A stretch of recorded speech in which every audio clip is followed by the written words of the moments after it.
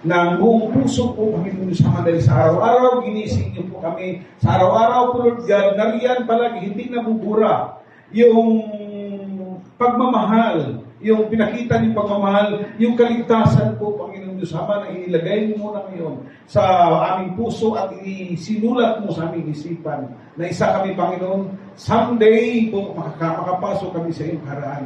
At salamat po, Panginoon Diyos Ama, sa iyong biyaya po na may kasama po kapatawaran. Alam namin araw-araw na gusto mo po, Panginoon, malinis kami. Gusto mo po, Panginoon, na kami po ihaharap sa iyo na isang kaluluwa po na karapat-dapat sa iyong kaharian. Lord God, napupuno ng kagalakan ang araw po namin ng araw ng linggo dahil nariyan kasama namin ang presensya mo.